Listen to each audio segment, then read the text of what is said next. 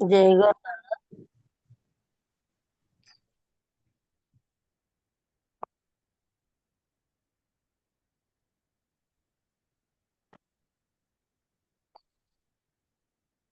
ప్రార్థన చేయండి. మరి రికార్డింగ్ ఆన్ చేశాను.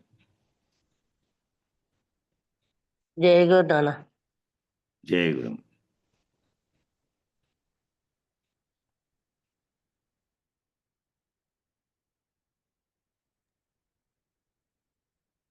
ఓం గురు బ్రహ్మ గురుర్విష్ణు గురుర్దేవో మహేశ్వర గురు సాక్షాత్ పరబ్రహ్మ తస్మై శ్రీ గురవే నమః. గురవే సర్వలోకానాం భిషజే భవరోగిణాం నిధయే సర్వ విద్యానాం శ్రీ దక్షిణామూర్తయే నమః.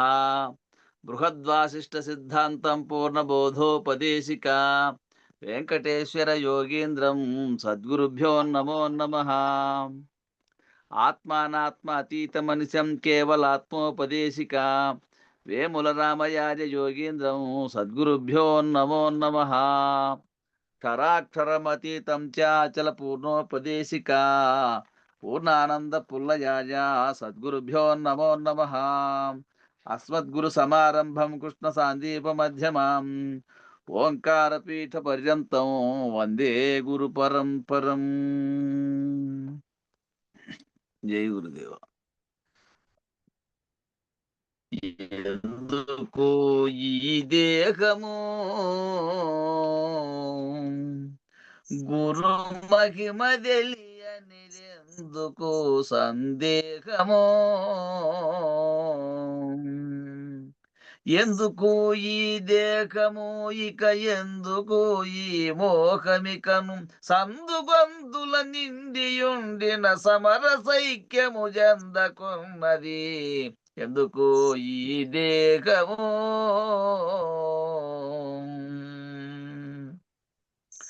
కోటి జన్మములెత్తి నరగర్భమందున వాటముగా బుట్టి కాటుక పక్షుల రెంటిని మాటు పెట్టి చూచి కూట మధ్య కూటి తెలియ నేరకున్నది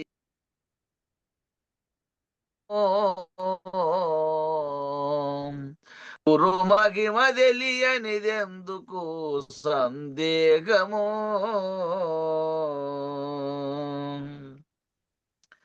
వందనంబులు చేసి గురుపాదుకలు తన శిరమునందు మోపి నిందల దగులు కనుమది సంధియంబులు మాని బ్రహ్మామందు చేరియుండి పరమానందమందు జందకుండిన ఎందుకు ఈ దేహము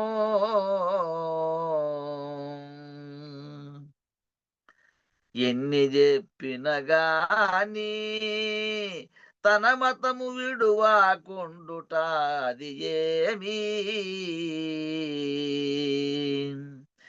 ఎన్ని విధములనైన పంచ వన్య చిల్కలు చూచి చూచి కన్నుల ఎందున్న కాంతిని కలసి మెలసి ఉండనేరని ఎందుకు ఈ దేహము మండల మధ్యమునా యుండినయా కుండలి పైనున్న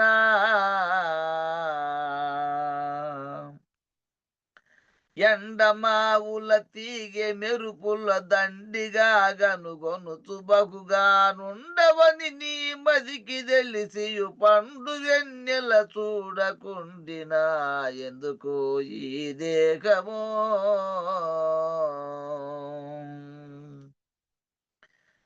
చెవిన ఇల్లు గట్టి చెప్పేను శేషమ్మ చెప్పిన సూటి మాటి మాటికి చూచి చుక్కల కోటి సూర్య చంద్రధనులు గోట మీటుతూ దాటిపోయే బాట తెలియ నేరకున్నది ఎందుకు ఈ దేహమో.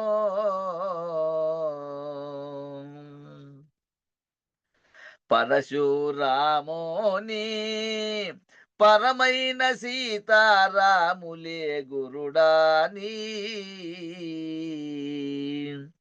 పరమకంస రూపమై బయలులో వికరించుచుమతి పరవశంపై పరమ పదమై పరము జందా నేరకున్నది ఎందుకు ఈ దేహమో.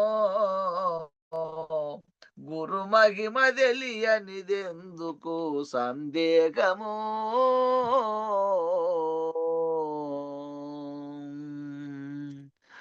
మంగళం గురుదేవాయ మకనీయ గుణాత్మనే సర్వలోక శరణ్యాయ సాధురూపాయ మంగళం. మంగళం కూడా చెప్పేట్టువే. మర్చిపోయి అన్నీ అన్న.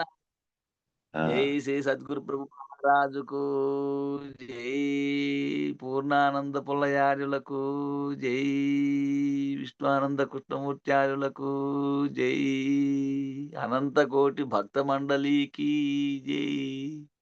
మర్చిపోయి అనే చేసిన అన్న. సరేలే మళ్ళా చదువు. నా ప్రార్థన కాటికి మంగళం. సరే సరే.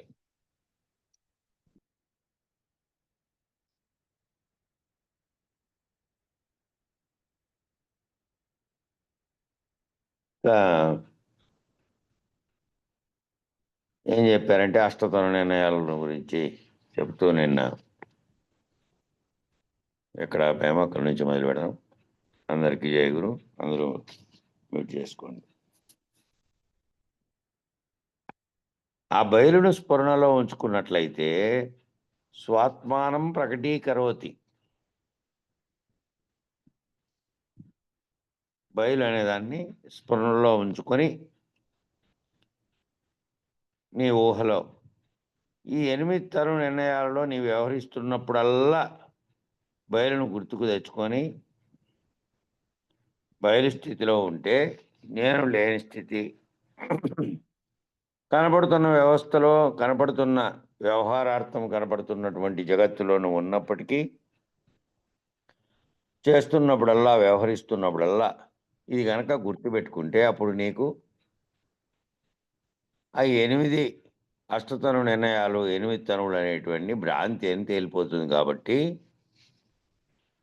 మొదలచ్చినప్పుడు నెరిగించే విదితముగా లేని ఎరుక తుదకు విడిపించదాని తుదకు లేనెరుకుతోనే బోధించి మొదలు అచలాన్ని నెరిగించి, అచలం అంటే ఈ సర్వము లేనప్పుడు ఏమున్నది, ఏమీ లేకుండా బయలు స్థితిలో ఉన్నది, అందులో నుంచినే లేనెరుక అనేది లేని జగత్తును ఎలా సృష్టించింది, ఆ తుదకు ఆ ఎరుక నిజానికి లేనిదే అయినప్పటికీ ఉన్నట్టుగా నీకు కేవలం తోస్తున్నది. కాబట్టి నువ్వు కానీ ఎరుక కానీ జగత్తు కానీ పుట్టనే లేదనే భావనలో ఎరుక విడిపించదని దేశకేంద్రులు వాగ్దానం చేశారు. మళ్ళీ నీవు కూడా ఏం చెప్పినావు? అంటనని భాష చేస్తే ఎరుకను విడిచిపెట్టిన తర్వాత అష్టతనువులతో కూడినట్టు ఎరుకను నేను అంటాను, మళ్ళీ దాని జోలికి పోను. నేను మళ్ళీ ఆ ఎరుకే ఎరుకలో వ్యవహారం చేయను. చేసినప్పటికీ దాన్ని అంటకుండానే ఆ నేననే కర్తృత్వం లేనటువంటి స్థితిలో నిత్య నైమిత్తిక కర్మలు చేస్తున్న స్థితిలో ఉంటాను. నేను దీన్ని అంటాను. ఎరుకను అంటి ఎరుకతో తాదాత్మ్యం చేస్తే మళ్ళీ ఎరుకే అదే సంకల్పిస్తుంది, అదే చేస్తోంది, అదే వ్యవహరిస్తోంది. దాంట్లోనే నేను అనేది ఉంది, అదే మళ్ళీ కారణ వస్తువుగా అవుతుంది. కాబట్టి దాన్ని అంటాను. అంటకుండా ఉంటాను, లేనివాడిగా ఉంటాను. ఆ అంటకుండా లేనివాడిగా ఎట్లా అంటే నిరావరణ పద్ధతిగా ఉంటాను అనే ప్రమాణం చేయాలి అని మన తత్వంలోనూ మానుకుంటే ఎరుక చేష్టలు, ఎరుక చేష్టలు మానుకుంటాము అని కూడా వాగ్దానం చేసినట్టు నువ్వు వాగ్దానం చేయాలి గురువుకు. నేను మళ్ళీ ఎరుకు చేష్టల జోలికి పోను. అలా ఉండే వారికి వార్తీక పద్ధతిలో ప్రయాణం సాధ్యం. అట్లుండే వారికి ప్రయాణం వార్తీక పద్ధతిలో సాధ్యం. అలా చేరిన వారు ఏ స్థితిలో ఉన్నారంటే స్వాత్మానం స్వాత్మానం ప్రకటీకరోతి అంటే భద్రమైన భద్రయా ముద్రయ అంటే భద్రమైనటువంటి స్థితిలో ఉన్నాడు. ఆ ముద్రలో తాను లేనటువంటి నిరావరణ స్థితిలో ఉన్నటువంటి ముద్రలో తానున్నాడు. కాబట్టి తత్వ విజ్ఞానాన్ని ఆశ్రయించితే ఒక ప్రయోజనం చేకూరింది. ఈ తత్వ విజ్ఞానాన్ని ఆశ్రయించినందువల్ల ప్రయోజనం ఏం చేకూరిందంటే నేను ఎప్పటికీ పుట్టనే లేదు, నేను శాశ్వతుణ్ణి, నేను శాశ్వతమైనటువంటి అచలము పరిపూర్ణము బయలు ఏ విధంగా ఉన్నదో నిరావరణగా ఉన్నదో అట్టి స్థితికి చేరినటువంటి నా అసలైన స్వరూప స్థితిలో ఉన్నటువంటి ఈ మధ్యలో మూలం లేకుండా వచ్చిన జన్మలతో జన్మించినానని కానీ మళ్ళా మరణిస్తానని కానీ నేను వచ్చానని కానీ ప్రపంచం వచ్చిందని కానీ ఇదంతా కూడా లేని కల్పించినటువంటి లేకనే తోచినటువంటి మాయ అనే స్థితిలో నేను నా అసలైనటువంటి శాశ్వత తత్వంతో అందులో ఉంటా. కానీ మనం ఏం గొడవ పెడుతున్నాము? మనం పడేటువంటి మన బాధ అంతా ఏంటి? నేను జన్మించాను, నేను పుట్టాను కదా, ఎలా అయినా పోతాను కదా అని దేంతో శరీరంతో తాదాత్మ్యం చెందే కాబట్టి నేను పుట్టాను, ఇదిగో నాకింత వయసు వచ్చింది, ఇంకా కొన్నాళ్ళు ఎన్నాళ్ళు ఉంటా. సరే, శరీరం అన్నాళ్ళు ఉంటుంది, ఎన్నాళ్ళు ఉంటే అన్నాళ్ళు ఉంటుంది. అందులో భావించే నీవు ముందుగానే గురుకృప చేత పోగొట్టుకోగలిగి జీవన్ముక్తిని పొంది ఉంటే, నిరావరణుడుగా ఉంటే ఏది మళ్ళీ వచ్చింది పోతుంది, మళ్ళీ వస్తుంది పుడుతుంది అనే భావనలు లేనటువంటి నిరావరణ స్థితిలో ఉన్నటువంటి అచలము బయలుగా ఉన్నటువంటి స్థితిలోకి నువ్వు గురుకృప వల్ల ఆ స్థితిని భావనాపూర్వకంగా ఊహించి ఇట్లా నేను ఈ తనువులతో కూడినటువంటి విషయం ఎప్పుడు గుర్తొచ్చినా ఇప్పుడే పైన చెప్పారు. 8 తను నిర్ణయాలలో ఏది వ్యవహరిస్తున్నా, ఎక్కడ వ్యవహరిస్తున్నా నువ్వు అన్ని అవస్థల్లోనూ నువ్వు గుర్తుంచుకోవాల్సింది ఏంటంటే ఆ బయలును గుర్తు తెచ్చుకుంటే, ఆ బయలు స్థితిని గుర్తు తెచ్చుకుంటే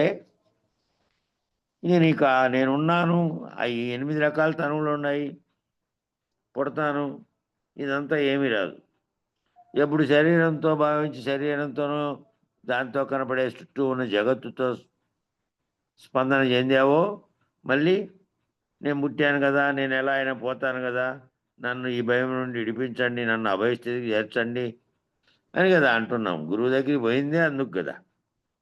ఈ భవరోగం విడిపించేదానికి, ఈ సర్వభయాలు పోగొట్టడానికి, సర్వభ్రాంతులు పోగొట్టడానికి పోయినాం.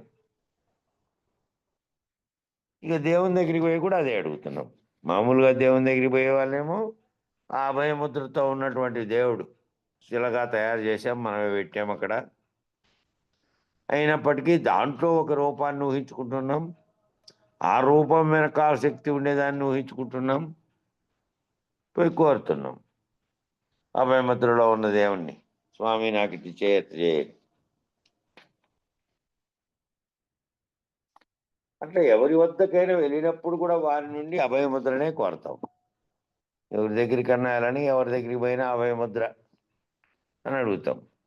ఈ అభయముద్రలో ఉంది రహస్యం ఏమిటంటే, జనన మరణం అనేటువంటి ఆ భ్రాంతి నుండి నీవు విడిపించబడిన వాడవై అప్పుడు మాత్రమే నీవు అభయస్థితిని పొందుతావు. మిగతా అభయాలు కాదు.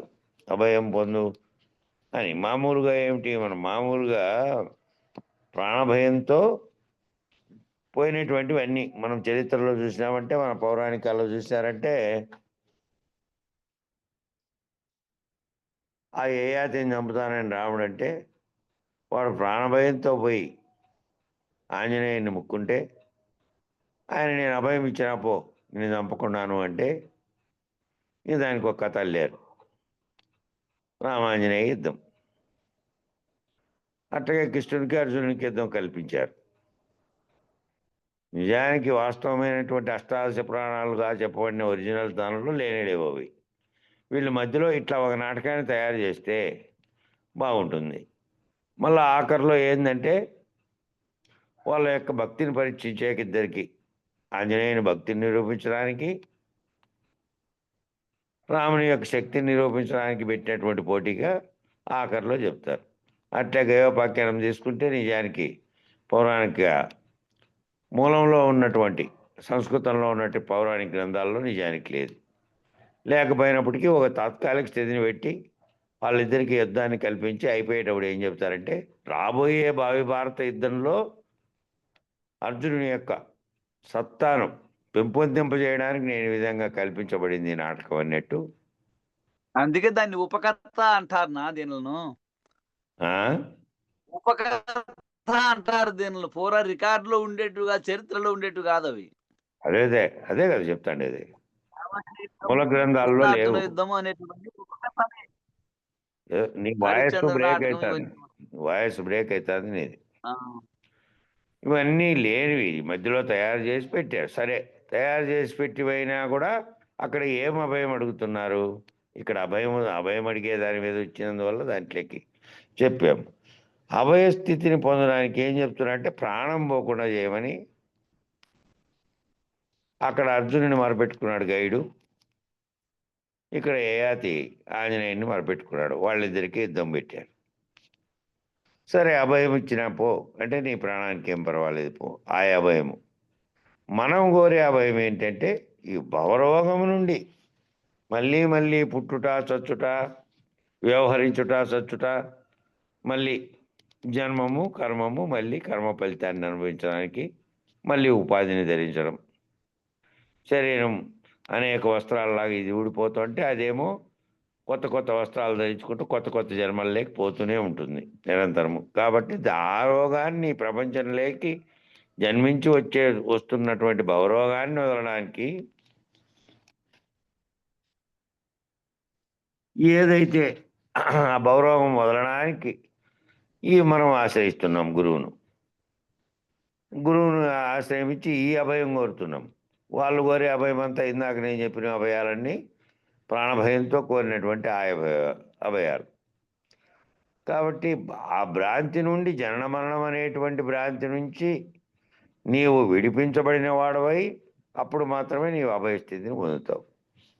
కాబట్టి గురువు లేక ఈశ్వరుడు అభయం ఇచ్చారంటే నీవు చేయవలసిన పనిని వారే చేస్తారని కాదు. అష్టుతన నిర్ణయ పద్ధతిగా ఉన్నటువంటి భ్రాంతిని తొలగించడంతో ఆయన సహాయకారి కాగలడు. నీకు సహాయం చేసేది గురువు. కాబట్టి ఆ భావన చెందాల్సింది నువ్వు, ప్రయత్నం చేయాల్సింది దానికోసం నిరంతరము నువ్వు ఆ నిర్ణయ స్థితికి వచ్చే వరకు కష్టపడాల్సింది నువ్వు. నీ భావనలో లేకుండా నీ అంతరంలోకి నువ్వు తీసుకొని స్వానుభవ రీతిలో నువ్వు పొందకుండా ఉంటే గురువు కూడా నీకు చెప్పేవాడు నిన్ను దాటించడానికి నువ్వు సమాయత్తంగా అయి నువ్వు ఆ స్థితిలో ఉంటే, అట్లా ఆశ్రయిస్తే గురువు లేక ఈశ్వరుడు వాళ్ళిద్దరూ అభయం ఇచ్చారంటే గురువు ఈశ్వరుడు ఒకటే. ఇంకా వాళ్ళు అభయం ఇచ్చారంటే ఇంక నీవు చేయవలసిన పని వారే చేస్తారని కాదు. వాళ్ళేమో చెప్తారు, నీకు సహాయం చేస్తారు, నువ్వు వాళ్ళ చేయి పట్టుకొని నువ్వు మెట్లెక్కేటట్లు ఉండాలి వాళ్ళ వాక్యాన్ని పట్టుకొని. అష్టతర నిర్ణయ పద్ధతిగా ఉన్నటువంటి భ్రాంతిని తొలగించడంతో ఈ అష్టతర నిర్ణయ పద్ధతిలో ఉన్నటువంటి దాంట్లో ఉన్నటువంటి భ్రాంతిని తొలగిస్తే ఇక నువ్వు బయలు స్థితిలో నిర్ణయం అయిపోతావు, నిరావరణ స్థితిలోకి పోతావు. కాబట్టి 8 యొక్క తనువుల యొక్క వ్యవహారం స్థితులను స్వాత్మానం ఏవో ముద్రయ భద్రయ, ఇది రాజయోగం. రాజయోగం అని ప్రపంచమంతటా చెప్పబడే దానితో ఈ అష్టతర నిర్ణయ స్థితిని సాధించాలి. రాజయోగం అని చెప్పబడే దాంట్లో, రాజయోగంలో నువ్వు వ్యవహారిక జీవితంలో ఉంటూనే సర్వము అన్నిటినీ వ్యవహరిస్తూనే నీ పనులు నువ్వు చేస్తూనే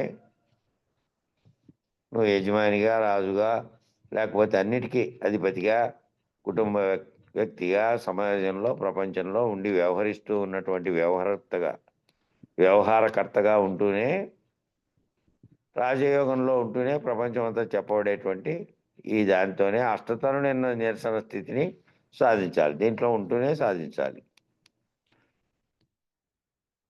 అవన్నీ తాను కాదని నిరూపించగలిగేటటువంటి సమర్థతను సంపాదించాలి.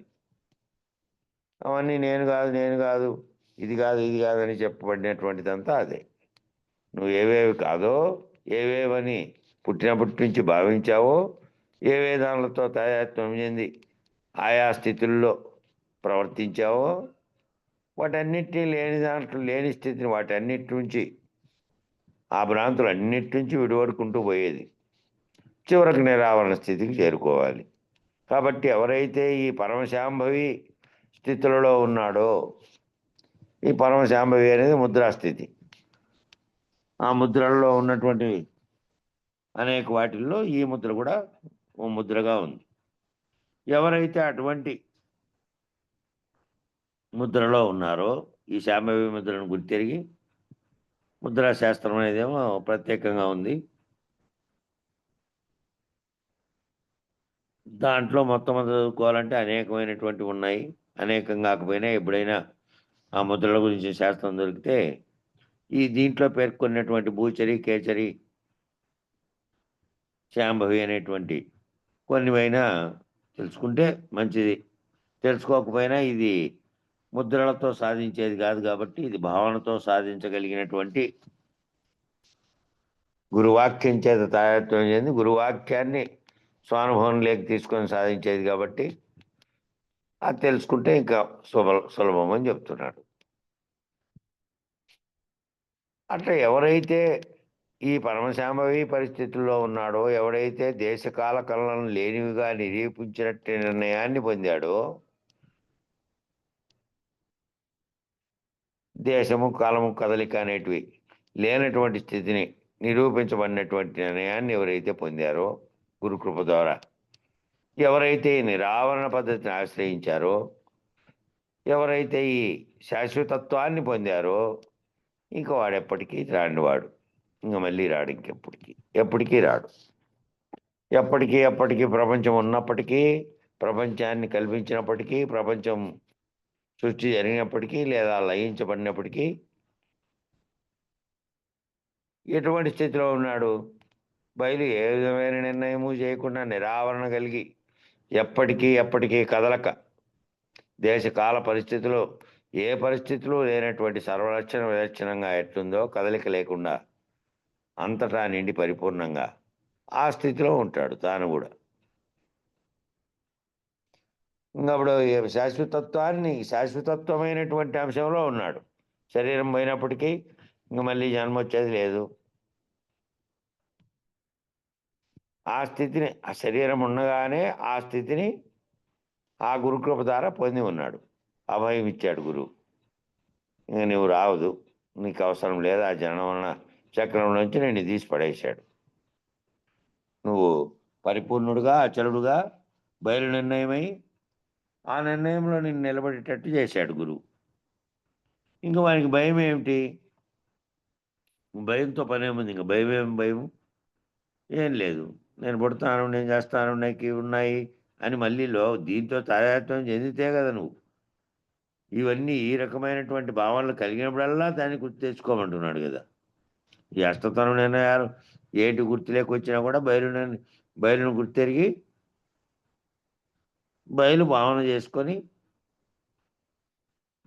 లేనివాణిని లేని స్థితిలో ఉన్నటువంటి స్థితిలో నువ్వు ఉంటే ఇంక భయం ఏమీ లేదు. భద్రమైన స్థితిలో ఉన్నాడు, ఇంకా భద్రమైనటువంటి స్థితిలోకి పోయినాడు. ఇంకా స్వాత్మానం సర్వాత్మత్వ అహం ఇత్యంత స్ఫురంతం సదా. అంటే అహమంటూ 8 తనువుల్లో వద్దా అంటే ఉంటుంది, కానీ నేను అన్నప్పుడల్లా నేను లేనివాడను.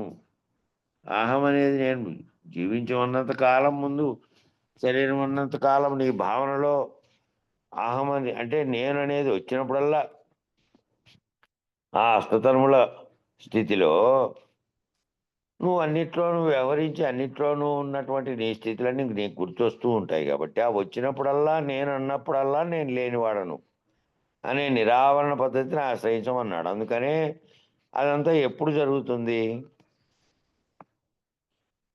మెలకువలో, జాగ్రత్తలోనే జరుగుతుంది ఈ వ్యవహారం అంతా.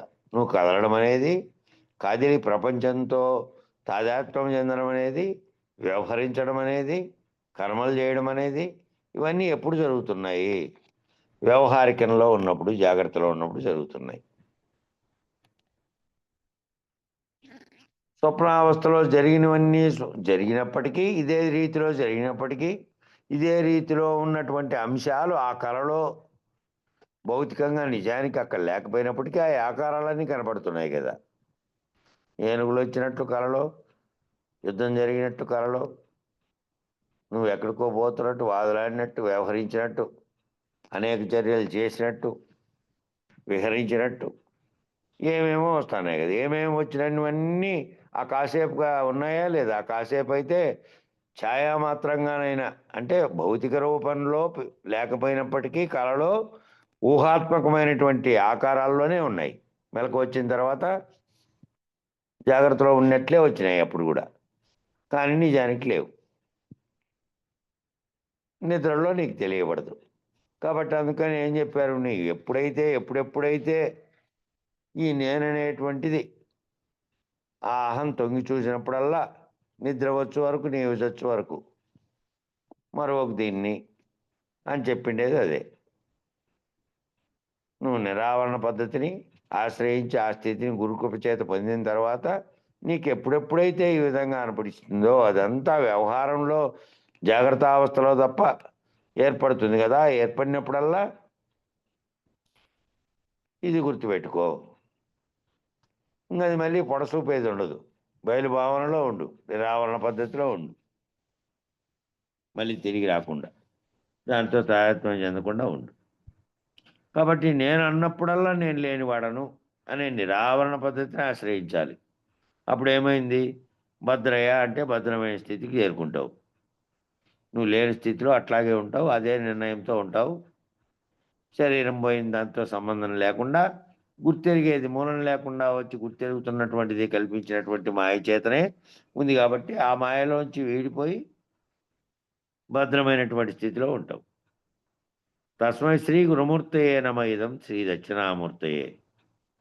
అటువంటి గురువు అయినటువంటి, ఆది గురువు అయినటువంటి దక్షిణామూర్తిని ఆశ్రయించినటువంటి స్థితి ఈ నిరావరణ స్థితి, ఆవరణ రహిత స్థితి. దీన్ని ఆశ్రయిస్తే ఏం చూపించారు? చిన్ముద్రను చూపించారు. ఆయన చిన్ముద్రాకారంలో ఇట్లా వేలు పెట్టుకొని ఉన్నాడు ఆయన. ఆకారం ఫస్ట్లో పెట్టాం కదా, మరి చెట్టు కింద ఆయన కూర్చొని ఉంటే, సనక సనందనాథుల కింద కూర్చొని ఉంటే ఆ చిత్రాన్ని చిన్ముద్రను చూపించారు. ఈ చిన్ముద్రే పూర్ణమద పూర్ణమిదం పూర్ణాత్ పూర్ణముదచ్యతే పూర్ణస్య పూర్ణమాదాయ పూర్ణమేవ అవశిష్యతే అనే దానికి సంజ్ఞారూపకమైనటువంటి బోధ. ఈ పూర్ణమద పూర్ణమిదం పూర్ణాత్ పూర్ణం తప్ప, పరిపూర్ణం తప్ప మరేమీ లేదు, అంతా పూర్ణమే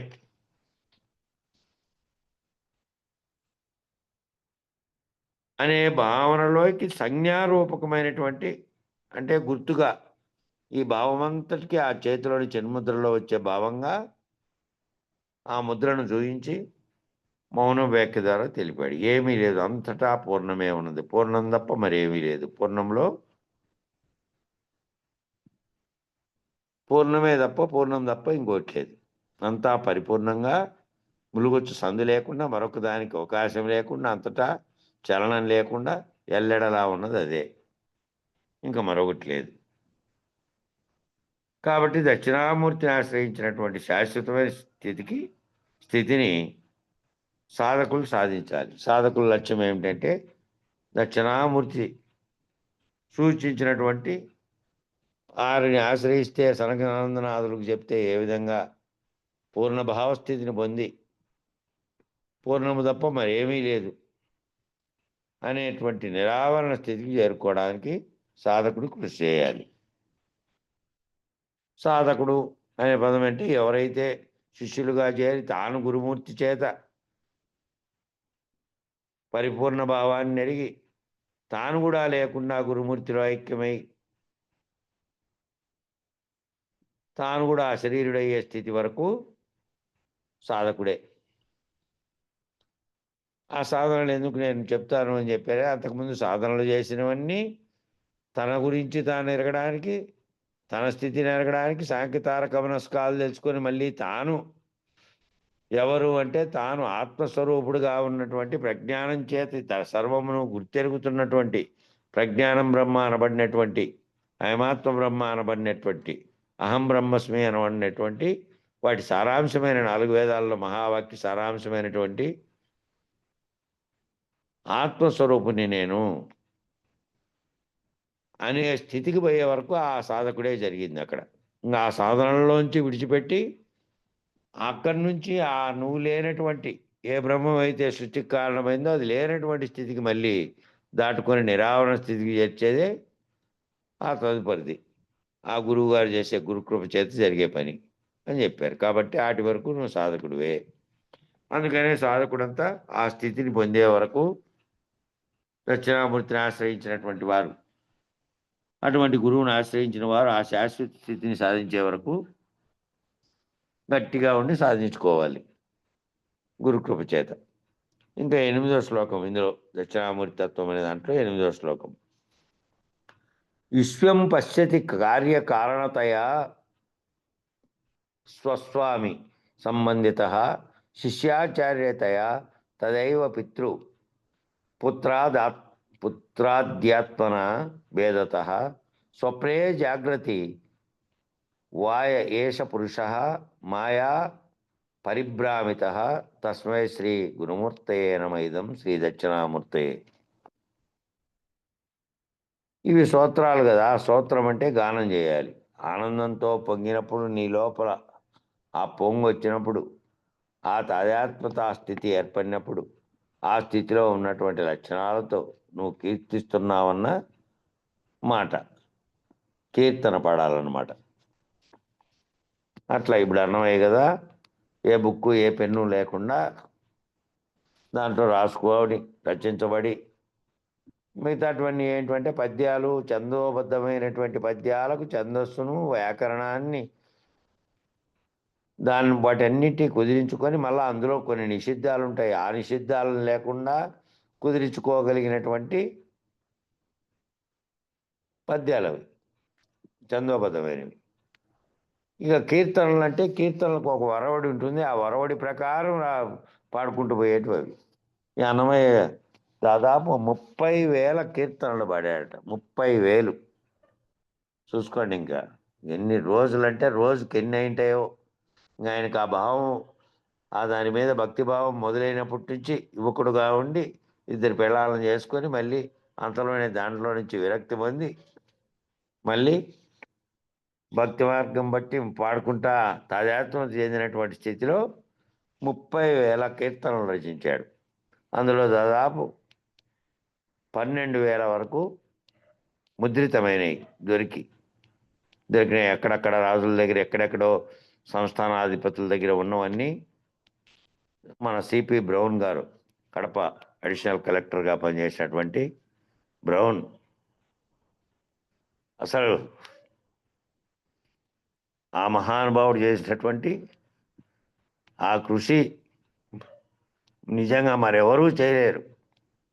ఈ తెలుగు జాతికి వేల సంవత్సరాల సంపదనంతా పోకుండా దాన్ని నిలబెట్టిపోయినాడు. ఇక్కడోడు కాదు. ఇక్కడ వాళ్ళ తండ్రి మద్రాసు గవర్నర్గా పనిచేస్తుంటే ఆడ ఉద్యోగంలో ఉన్న సమయంలో పుట్టినటువంటి తాను ఇక్కడ మద్రాసులో పుట్టాడు. వాళ్ళ తండ్రి గవర్నర్ కార్యాలయంలో గవర్నర్ కార్యదర్శిగా పనిచేస్తూ ఉన్నారు వాళ్ళ తండ్రి 1810 ప్రాంతంలో. తరువాత తాను తండ్రి ఉద్యోగం చేస్తూ మరణించాడు కాబట్టి కారుణ్య నియామకం చేశారు. బ్రిటిష్ ప్రభుత్వం కారుణ్య నియామకంగా చేస్తే మళ్ళీ ఒక చిన్న గుమాస్తాగా చేరాడు అక్కడ. మళ్ళీ అదే గవర్నర్ కార్యాలయంలో. మళ్ళీ అక్కడి నుంచి ప్రమోషన్ పొంది తహసీల్దార్ అయి మళ్ళా డిప్యూటీ కలెక్టర్గా కడపకు వచ్చి చేరాడు. కుటుంబం లేదు, ఏం లేదు.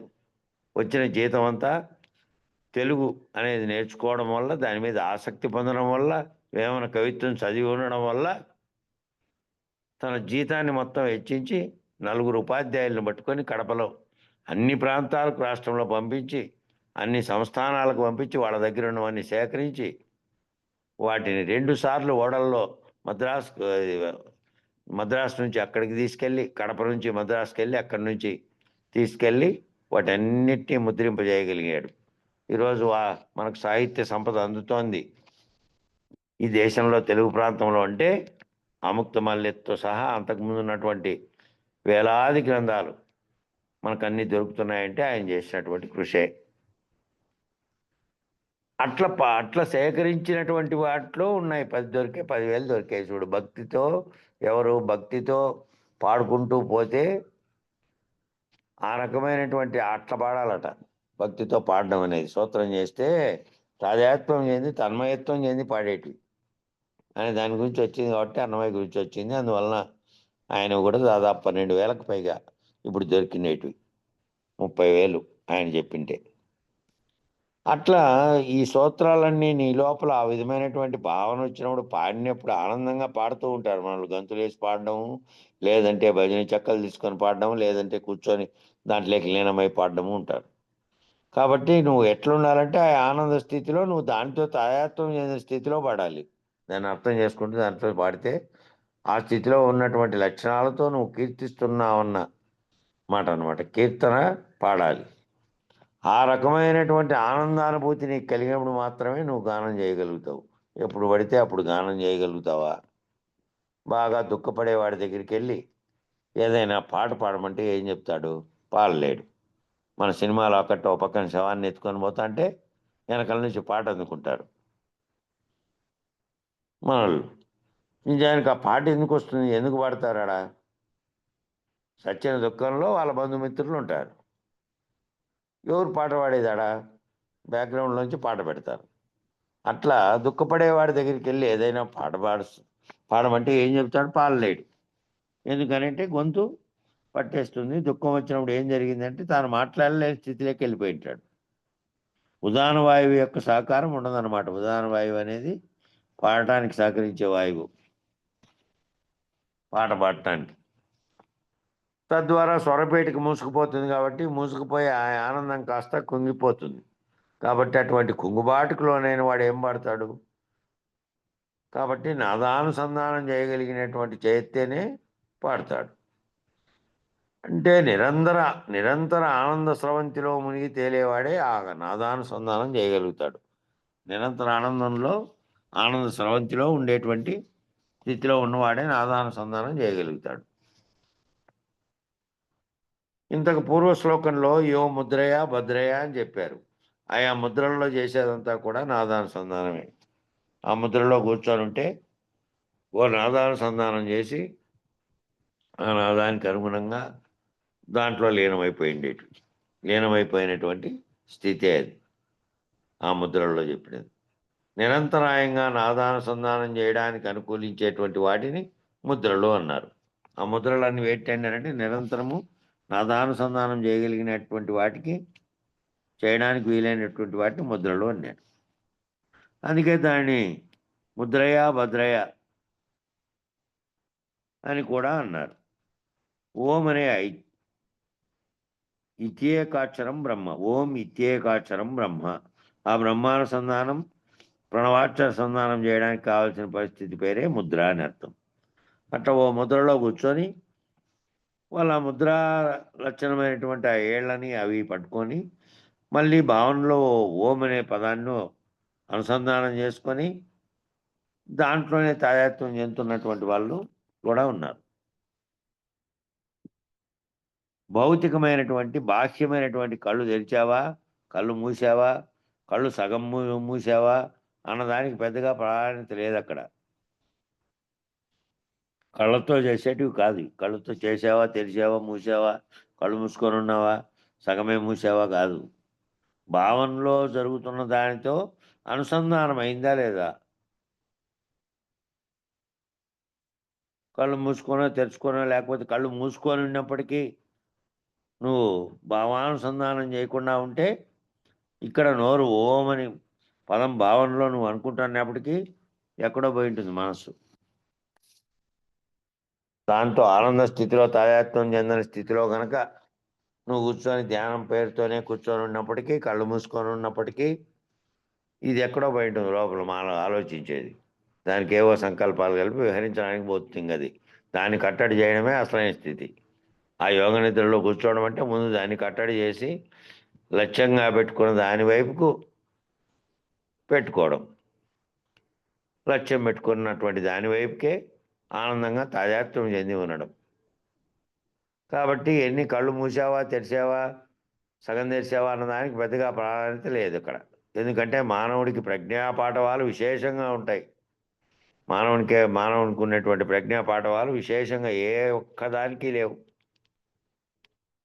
ఏ ఒక్క జంతు జాలాల్లో కానీ ఇతరత్రా చెప్పబడినటువంటి ఏవేవో చెప్పారు. పురాణాల్లో చెప్పిన కిన్నెర కింపురుషాది ఏవేవో చెప్పినటువంటి కేవలం లేనివి, భ్రాంతితో ఉన్నాయని కల్పించబడినటువంటివి అవన్నీ. ఈ పాడేటువంటి గాయకులే కిన్నెర కింపురుషాదులు. అంతే తప్ప అక్కడెవరో లేరు ప్రత్యేకంగా రూపాన్ని కలిగి. కాబట్టి ప్రజ్ఞాపాఠవాలు విశేషంగా ఉన్నటువంటి మానవునికి ఉన్నాయి. దేన్నైనా కూడా ఛేదించగలిగి ఆ ఛేదించి దానితో ఒక అంశాన్ని విశ్లేషించుకొని ఇప్పటి వరకు ఉన్న ఈ స్థితి నుంచి మళ్ళీ ఇంకో స్థితికి అధిగమిస్తూనే ఉంటాయి. ఈ కృత్రిమ ప్రజ్ఞ అనేది వచ్చి ఇప్పుడు చూడండి ప్రపంచవ్యాప్తంగా కృత్రిమ ప్రజ్ఞ ఏళ్ళతో అందట్లే. 4 ఏళ్ళు అయింది వచ్చి. రాబోయే 6 ఏళ్లలో సర్వ పనుల్ని చేయగలిగేటువంటి స్థితిలోకి దాన్ని రూపొందిస్తున్నారు.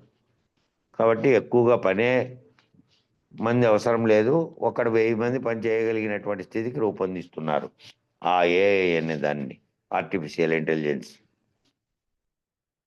అంత తీవ్రంగా రావడానికి కారణం ఏంటంటే మానవునికి ఉన్నటువంటి విశేషమైనటువంటి ప్రజ్ఞ.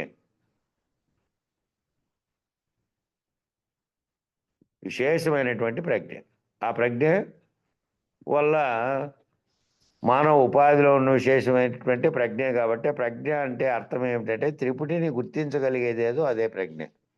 త్రిపుటి నీలో ఉండేటువంటి త్రిపుటి ఉంది. దాంట్లో జ్ఞాత, జ్ఞానము, జ్ఞేయము ఇదొక త్రిపుటి. మొదటి త్రిపుటి ఇదే. ముందు జ్ఞానం లేకపోతే ఇంక మిగతాటువంటి ఏమేమి ఉన్నప్పటికీ కూడా లేదు. ఇంక జ్ఞాత అనేవాడు తెలుసుకునేవాడు, తెలుసుకునేటువంటి జ్ఞానము, తెలియబడినటువంటి జ్ఞేయం అంటే తెలియబడినటువంటి విషయం. ఈ 3 ఉండేటువంటి మొదటి త్రిపుటి అంటే తెలుసుకునేవాడు, తెలుసుకోబడేది, తెలుసుకొనుట అనేది త్రిపుటి. ఈ త్రిపుటి ద్వారా ప్రజ్ఞ పనిచేస్తూ ఉంటుంది. ప్రజ్ఞ ఈ త్రిపుటికి సాక్షి. అర్థమైందా అండి అని అడుగుతున్నాడు ఆయన. ప్రజ్ఞ అనేది త్రిపుటికి సాక్షి. ఈ 3 త్రిపుటులలో జ్ఞాతగా, తెలుసుకుంటున్నవాడుగా, తెలుసుకోబడేదిగా, తెలుసుకొనుట అనేదేమో జ్ఞానము, తెలుసుకోబడినదేమో జ్ఞానం. ఈ 3 త్రిపుటి. ఈ త్రిపుటి పనిచేస్తూ ఉంటే ఈ ప్రజ్ఞ దీనికి సాక్షిగా ఉంది. ప్రజ్ఞ అంటే తెలివి. ఈ తెలుసుకోబడేది నీ ద్వారా నేను తెలుసుకుంటున్నా, నేను వ్యవహరిస్తున్నా, నేను చూస్తున్నా, నేను దాన్ని ఆ తెలుసుకున్న దాన్ని భావన చెందుతున్నాను అనుకుంటే ఈ అన్నిటికీ సాక్షిగా ఉండి తెలుసుకుంటున్నటువంటిది ఏంటంటే ప్రజ్ఞ. ఆ తెలివి అనేది సాక్షిగా ఉంది. తెలుసుకునేవాడు, తెలుసుకున్నట, తెలుసుకోబడేది అనేదంతా త్రిపుటి. దీనికంతా కూడా ఈ ప్రజ్ఞ సాక్షిగా ఉంది. దీనికి అవతల అంతా నిర్గుణం, నిరాకారం, నిరవయం, నిరంజనం, అప్రమేయం, అనంతం. దీనికి కావల స్థితి అంతా. త్రిపుటి రహితమైతే త్రిపుటి రహితమైతే తెలుసుకునేవాడు లేడు, తెలుసుకునేది లేదు, తెలుసుకోబడినటువంటి విషయము లేదు. దీనికి కావల స్థితికి పోవాలి. త్రిపుటి రహితం కావాలి. అవతల ఉండేది అంతా నిర్గుణం, గుణములతో లేదు. నిరాకారం, ఆకారం లేదు. నిరవయం, ఏ అవయవాలు లేవు, ఏమీ లేవు. నిరంజనం, రంజింపజేసేదే లేదు. అప్రమేయం, నువ్వు ప్రయత్నించేది లేదు. అనంతం, అనంతంగా ఉంది. అచలం అనంతంగా ములుగుచ్చ సందు లేకుండా మరొక దానికి అవకాశమే లేనటువంటి స్థితి ఏదైతే ఉందో అదే ఉంది ఆవల. త్రిపుటి రహితమైతే ఉన్నది అదే. ఇంకా త్రిపుటే ముఖ్యమైన. త్రిపుటి లేకుండా ఉంటే నీకు తెలిసేదే ఏంది లేదు. జ్ఞాత, జ్ఞానము, జ్ఞేయము ఆ మూడితోనే వ్యవహరిస్తున్నావు. లోకంలో వ్యవహరిస్తున్నటువంటిదంతా అదే. నిజానికి పిచ్చివాడైనప్పటికీ, పిచ్చి పట్టిన వాడైనప్పటికీ, పిచ్చిగా ఉన్నప్పటికీ, వానికి జ్ఞానం పెద్దగా లేకపోయినప్పటికీ కొన్ని రకాలైనటువంటి జ్ఞానాలు వాటిలో కూడా పనిచేస్తున్నాయి. కొన్ని రకాలైనటువంటి విషయాలు తెలుస్తున్నాయి వానికి, అన్నీ తెలియకపోయినప్పటికీ. కాబట్టి పూర్తిగా లేనివాడు, పూర్తిగా తాననే స్పృహ లేనటువంటి స్థితిలో ఎక్కడున్నాడు? గాఢ నిద్రావస్థలో తాను ఉన్నాడో లేడో తెలియదు. లోకం ఉందో లేదో కూడా తెలియదు. మెలకు వచ్చి జాగ్రత్తలో వ్యవహరించినప్పుడు తప్ప తన స్థితి కూడా లేదు. తాను మళ్ళీ లేస్తాడో లేదో కూడా తెలియదు. నిద్రలోకి ఎప్పుడు పోయి లయించినాడో దాంట్లోకి పోయింది అంతే. మళ్ళా వచ్చి గుర్తెరిగితే తప్ప, ఆ గుర్తెరిగేది ఈ ప్రజ్ఞ, ఏ తెలివి అయితే ఉందో ఆ తెలివి లేకుండా ఉంటే గుర్తెరిగేది లేదు. ఆ తెలివి ఉంటేనేమో ఆ తెలివి ద్వారా జ్ఞాత ఉన్నాడు, అక్కడ తెలుసుకునేవాడు, తెలుసుకోబడుతోంది, తెలుసుకోబడేది ఉంది విషయం. ఆ జ్ఞాత లేనటువంటి స్థితిలో ఎక్కడ పోయినాడు? త్రిపుటే లేదు అక్కడ. త్రిపుటి లేనటువంటి స్థితి లేకపోతే అంతా నిర్గుణం. ఇంకా త్రిపుటి లేకపోతే నిర్గుణం, నిరాకారం, నిరవయం, నిరంజనం, అప్రమేయం, అనంతం. కాబట్టి అట్టి అనంత స్థితి గురించి మాట్లాడుతున్నాడు ఇప్పుడు ఈ శ్లోకంలో. నాకు చెప్పినట్టు విశ్వం పశ్యతి అనే శ్లోకంలో అటువంటి అనంత స్థితి గురించి మాట్లాడుతున్నాడు. ఏం మాట్లాడుతున్నాడంటే, విశ్వం పశ్యతి, నేనెవరిని అంటే అనంత విశ్వం లేదని తెలుసుకున్న వాడిని. నేనెవరిని ఇంకా ఈ స్థితిలో? ఇప్పుడు ఈ స్థితికి చేరుకున్న తర్వాత, ఈ స్థితికి చేరుకోవడం అంటే గురుకృప చేత తాను ఆ ఊహాత్మకమైన భావాన్ని తనలో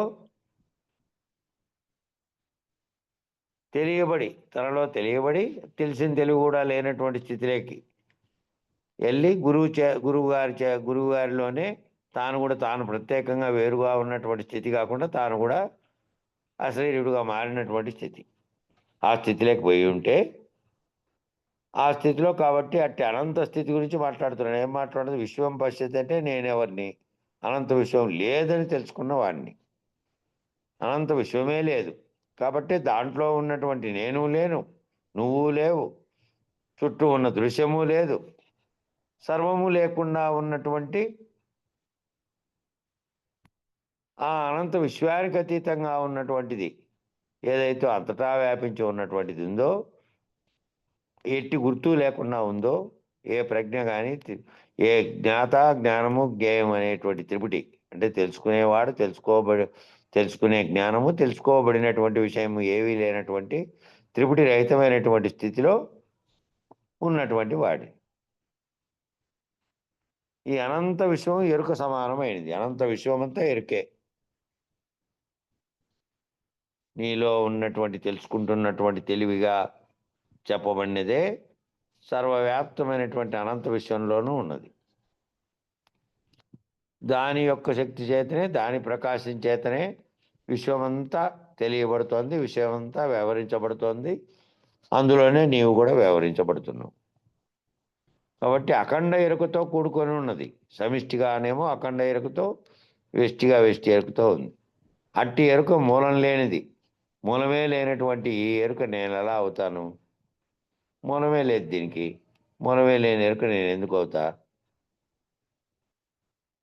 నేను విచారణ ద్వారా నేను లేనివాడినని, ఈ లేనిదే మూలం లేని ఎరుకే ఇదంతా మాయాకల్పితంగా కనపడేటటువంటి కేవలం లేకనే కనపడుతున్నదే మాయ. అంటే ఇంద్రజాలికుడు కదా, లేని వస్తువును తాత్కాలికంగా కల్పించి మళ్ళీ అంతలోనే అది లేనిదిగా ఎట్లయిపోతుందో. ఓ కర్చీపును వెంటనే పావురంగా చేస్తే పావురం ఎగిరిపోయింది. కర్చీపు లేకుండా పోయినట్టుగా భ్రమించావు నువ్వు అంతే. నిజానికి మన దగ్గర అది అట్లే ఉంది. ఆ రూపం మధ్యలో ఏదైతే కల్పించబడిందో అది లేదు. అది ఎక్కడో తాత్కాలికంగా నీకు చూపించడానికి తెచ్చారు, అది ఎగిరిపోయింది. అట్లా లేకనే మూలమే లేనటువంటి దాంట్లో లేని ఎరుక, లేని మాయగా చూపించినటువంటి విషయం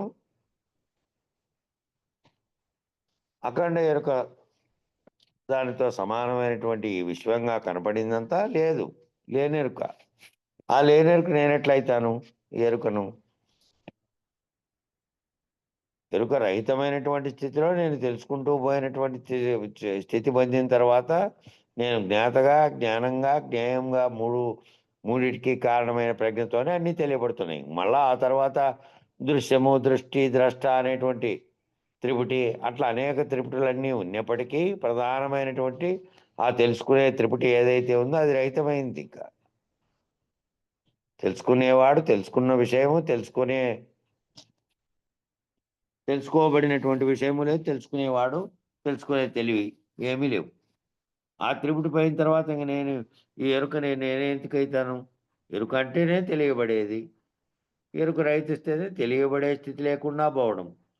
తెలియబడే స్థితి లేకుండా పోవడం అంటే గాఢ నిద్రావస్థలో నేనున్నట్టుగానే పరిపూర్ణంలో అచలం ఏ విధంగా కదలకుండా కదలని స్థితిలో ఏ విధంగా స్థిరపడడం అంటే ఎక్కడికి ఎప్పటికీ కూడా ఏ మార్పు పరిణామ వికారములు చెందకుండా, ఏ రకమైనటువంటి దేశకాల కలనలతో కదలిక లేకుండా ఎప్పటికీ పూర్వస్థితి, తర్వాత మధ్యస్థితి, తర్వాత స్థితి అనే స్థితులు ఏవీ లేకుండా ఎప్పటికీ ఒకే రకంగా ఉన్నటువంటి స్థితిలోకి పోయిన తర్వాత ఇక నేను ఎలా అవుతాను? నేను శాశ్వతుడను, నేను గంభీరుడను, నేను మార్పు లేని వాడును, నేను అవ్యయుడను, అప్రమేయుడను అనేటువంటి లక్షణాలతో గుర్తించబడిన పరశివతత్వాన్ని నేను శాశ్వతంగా ఉంటున్నటువంటి వాడిని. పరిపూర్ణము ఏ విధంగా ఉందో శాశ్వతంగా ఎప్పటికీ ఏ రకమైనటువంటి మార్పు చేర్పులు లేకుండా ఏ విధంగా ఉందో, రాకడా పోకడా లేకుండా ఏ విధంగా ఉందో అట్లాగే నేను గంభీరంగా ఉన్నాను. అంటే గంభీరత్వం అంటే ఏ రకమైనటువంటి కదలిక లేనటువంటిది. హావభావములు చూపడానికి కూడా గంభీరత ఉంటుంది. గంభీరత చెదిరిందంటే ఏదో ఒకటి కలుగుతుంది. ఆ 9 రసాలైనటువంటి దాంట్లో ఏదో ఒకటి హాస్యమో ఇంకోటో కలగడానికి భావనలో కలుగుతున్నటువంటి కదలికలు లేనటువంటి స్థితిలో ఉన్నటువంటి వాడిని గంభీరుడిని అంటే. భావనలో కదలికే లేనటువంటి వాడిని. భావంలో కూడా బయట వ్యవహారంలోనే కాదు, కేవలం లోపల కూడా గంభీరంగా ఉన్నటువంటి వాడిని. నేను మార్పే లేనటువంటి వాడిని. మార్పు అంతా శరీరానికే ఉంది. నేనని భావించబడుతున్నటువంటి ఏ ఎరుకైతే ఇదంతా విచారణ చేస్తుందో దానికి మార్పు లేనటువంటి స్థితిలో ఉన్నవాడిని నేను. మార్పు లేనివాడిని. అది రహితమైతే తెలుస్తున్నటువంటి విషయాన్ని తెలుసుకుంటున్నటువంటిది రహితమైతే మార్పు లేని వాడను. అవ్యయడం అంటే వ్యయమైతే తరిగిపోయేది, ఖర్చు అయ్యేది. అవ్యయుడను నేను. అప్రమేయుడను. ఏ ప్రమేయము నాకు లేదు. నేను రావడానికి ప్రమేయము, పోవడానికి ప్రమేయం, ఉండడానికి ప్రమేయం అనేటువంటివి. ప్రమేయము అంటే ప్రమేయంతోనే ఏ ప్రయత్నం చేసింటే ప్రమేయం వచ్చిందో ఒకటి తయారు కావడానికి. అట్లా అప్రమేయుడను. నేననే తయారు కావడానికి ఏది కారణ వస్తువుగా చెప్పామో ఆ కారణ వస్తువు లేదు కాబట్టి నేను అప్రమేయుడను అనేటువంటి లక్షణంతో కూడినటువంటి ఆ లక్షణంతో గుర్తించబడినటువంటి ఆ పరశివతత్వాన్ని నేను. పరశివతత్వంగా చెప్పింది ఏది? ఆ పరశివతత్వం అంటే పరిపూర్ణంగా ఉన్నటువంటి, పూర్ణంగా అదే ఉన్నటువంటి, అది తప్ప మరొకటి లేనటువంటి స్థితి ఏదైతే ఉందో అదే నేను. ఆ పరశివతత్వాన్ని గుర్తించి నేనే ఆ పరశివతత్వంగా ఉన్నటువంటి స్థితిలో నేను కూడా ఉన్నా. ఏది నేనని భావించేది నేను ఆ స్థితిలో ఉంది. శరీరం అనే దాంతో లేకుండా నేనని భావిస్తున్నటువంటి భావన పరశివతత్వం ఏదైతే ఉందో ఆ స్థితిలో ఉంది. ఈ రకమైనటువంటి ఇవన్నీ లేకుండా గంభీరంగా, శాశ్వతంగా, మార్పు లేకుండా, అవ్యయంగా, అప్రమేయంగా ఉన్నటువంటి లక్షణాలతో ఉంది. ఇంకా ఆ పరశివతత్వం నుంచి స్థిరీకరణ చేసి ఈ శ్లోకంలో నిర్ణయంగా చెప్తున్నారు. నేను ఆ స్థితిలో నుంచి నిర్ణయం చేయడానికి నీకు నిర్ణయం చేస్తున్నారు. నిర్ణయ పద్ధతిలో నువ్వు నిర్ణయంగా ఈ విధంగా ఉండు. విశ్వం పశ్యతి అంటే నీవు అనంతం అంటున్నా.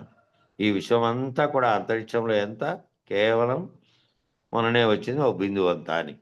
ఇది మొత్తం బ్రహ్మాండం అంతా కూడా అక్కడికి పోయిన తర్వాత, దాని ముందుకు పోయిన తర్వాత ఈ ఆవరణ దాటి అవతల ఉన్నటువంటి కృష్ణబిలం అనే దాని దగ్గరికి పోతే ఇదంతా ఒక బిందువు నెట్టు. అంత క్షణం లోపల దీన్ని అంతటిని తనలోకి ముడుచుకోగలిగినటువంటి శక్తి కలిగినటువంటి బ్లాక్ హోల్ అది. ఆ అనంత విశ్వం అంతా కూడా అక్కడికి పోయిన తర్వాత ఏం లేదు, బిందువు అణువు మాత్రం. అణువు మాత్రం అంటే అనుభవం అంటే కంటికి కనపడంది, కంటికి కనపడకుండా ఉండేటువంటి అణు మాత్రమే అది.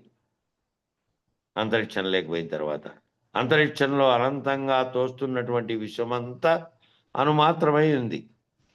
ఆ అణుమాత్రమైన విశ్వాన్ని చూస్తున్న నేను బిందువుగా చూస్తున్నా, బిందువు స్థితిలో నుండి చూస్తున్నా ఆ అనంత విశ్వాన్ని అంతా.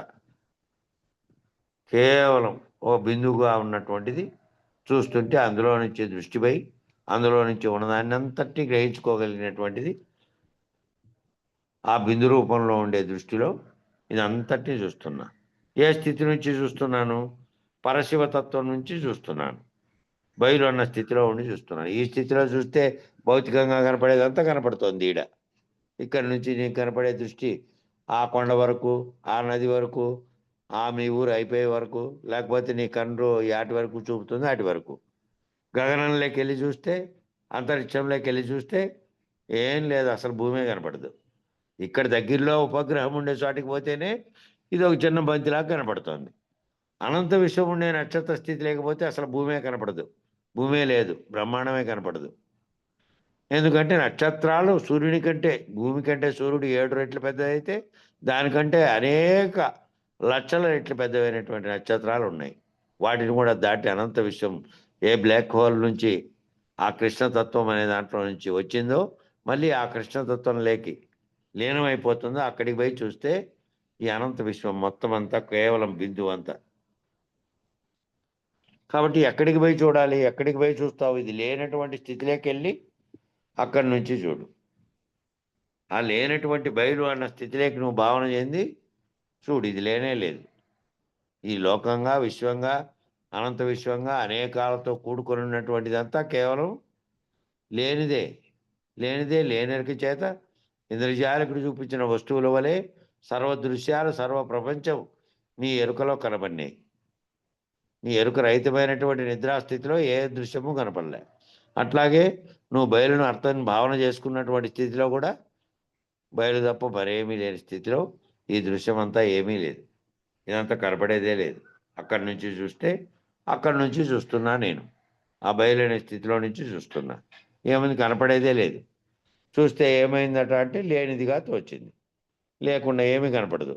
వస్తువు దగ్గర లేకపోతే వద్దు వచ్చింది, దూరం నుంచి పోతే ఆ వస్తువు కనపడలే, ఇంకా దూరం నుంచి పోతే ఆ వస్తువుకు ఆశ్రయం ఇచ్చింది కనపడలే, ఇంకా దూరంగా పోతే ఏం కనపడలే. ఇంకందుకని ఆయన భాగవతంలో చెప్పినట్టు ఇవన్నీ దాటిన స్థితిలో ఉన్నదాన్ని ఏదైతే ఉన్నదో, ఏది ఉంది అంటే ఆ కృష్ణతత్వం అనేది ఉంది. మరి సైన్స్ లేని రోజుల్లో ఆయన ఊహాత్మకంగా లోకంబులు, లోకేశ్వరు, లోకస్తులు తెగిన తుది అలోకంబగు స్థితిని అక్కడ ఉన్నటువంటి వాడినే నేను కొలుస్తున్నా, ప్రార్థిస్తున్నా అని చెప్పినట్టు చెప్పాడు భాగవతంలో. కాబట్టి అక్కడి నుంచి చూస్తే ఏమైందంటే లేనిదిగా తోచింది. అదే ఆ అణువు లోపలికి ప్రవేశించాడు. ఇంకా ఆ అణువుగా ఒకే ఒక అణువు ఉంది, అంతా విశ్వం, అనంత విశ్వం అంతా ఆ అణువే. ఆ అణువునందు ప్రవేశించేటప్పటికి సర్వత్వ వ్యాపకమై ఉన్నది. ఆ అణువునందు లేదా అంతటా ఉన్న ఆకాశం అన్నిటా ఉన్నది లేదా అంటే ఉన్నది కదా. ఇంకా అక్కడి నుంచి కిందికి వస్తేనేమో సర్వము ఉంది. ఇంకా అనురూపమై మళ్ళీ అటు నుంచి అనేకాలుగా అయి అనేకమైనటువంటి గోళకాలు అయి మళ్ళీ విశ్వం అనేటువంటి బ్రహ్మాండం అంతా ఏర్పడి ఆ బ్రహ్మాండంలో మళ్ళీ అనేకాలుగా ఏర్పడి అంతా కిందికి వస్తే ఉంది. ఇంకా పైకి ఉంటే ఏమీ లేదు. అంతటా ఉన్న ఆకాశం అన్నింటా ఉన్నదా లేదా? అంతటా ఆకాశం అంటే శూన్యంగా ఉన్న ఖాళీ ప్రదేశం. అంతటా దాంట్లో అంతటా ఉంది. అది అంతటా అది ఉంటేనే దాంట్లో ఇవన్నీ ఉన్నాయి. ఆ ఆవరణ అంతటా ఉంది అంటే బ్రహ్మాండంగా చెప్పబడిన ఆవరణ అంతటా ఉంది. బ్రహ్మాండం అనే ఆవరణ దాటేటువంటి అంతరిక్ష స్థితి కూడా దాటకపోతే మళ్ళీ లేదాడ. ఇవన్నీ ఉండడానికి అవకాశం ఇచ్చినటువంటి ప్రాంతం ఏదైతే ఉందో అదే ఆకాశం. ఇంకా ఈ మొత్తం గోళకాలు, ఈ సూర్య చంద్రాదులతో సహా బ్రహ్మాండం అంతా ఎక్కడి వరకు ఆవరణ వ్యాపించి ఉందో అది మాత్రమే ఆకాశం. అక్కడి వరకే ఉంది. ఇంక అవతల లేదా అంటే అది ఇంకా అవకాశం ఇచ్చిన ఆకాశం కాదు. అక్కడ ఖాళీగా ఉన్నదే ఆకాశం అంటే ఖాళీగా ఉన్న ప్రదేశం అనుకో. అవతల ఏంది? అంతటినీ లయం చేయగలిగినటువంటి స్థితి ఉన్నటువంటిది ఉంది. అంతటా ఉన్నటువంటి వ్యాపించి ఉన్నటువంటి దీనితో సహా, ఈ బ్రహ్మాండంతో సహా దాంట్లోనే ఉన్నప్పటికీ అదేమీ గుర్తించకుండా, కారణం కాకుండా ఉన్నటువంటి, కదలికలు లేకుండా ఉన్నటువంటి, దేశకాల కలనాలు లేకుండా ఉన్నటువంటి స్థితిలో ఉన్నటువంటిది ఉంది ఇంకా అవతలికి పోతే. కాబట్టి అదే కదా ఘటకుడ్యాధికం సర్వం మృత్తికా మాత్రమే వచ తద్వత్ బ్రహ్మమితి సర్వం ఇది వేదాంత డిండిమః అని వేదాంత డిండిమంలోనిది మళ్ళీ తీసుకొచ్చారు ఇక్కడ. ఘటముగా కనపడినప్పటికీ, అంటే కొండగా కనపడినప్పటికీ, గోడగా కనపడినప్పటికీ, మృత్తిక తయారైన దాని చేత అదంతటా మృత్తికే ఉన్నట్లు ఎలా తోచున్నదో అదే ఉపమానం. కొండగా ఉన్నప్పటికీ, ఆకారం ఏ రకమైనటువంటి చెందినప్పటికీ, ఆ కొండ యొక్క ఆకారం, ఆ గింటం కొండ మధ్యలో లోపల సర్వము అది మట్టే కదా, అంతా మట్టే. గోడగా తయారైనప్పటికీ మట్టే, అంతటా ఉన్నది అదే. ఆ మృతికే ఉన్నట్టు ఎలా తోచుతున్నదో అదే ఉపమానం. అనంత విశ్వం అంతటా కూడా వ్యాప్తమైనటువంటి ఎరుక, అనంత విశ్వంగా వ్యాప్తమైనటువంటిదంతా ఏంది అంటే ఎరుక. ఎరుక చేతనే అనంత విశ్వం వ్యాపించబడింది. ఎరుక చేతనే గుర్తించగలుగుతున్నావు. ఆ ఎరుక అక్కడికి పోయిన తర్వాత బయలునందు అనుమాత్రమై ఉన్నది.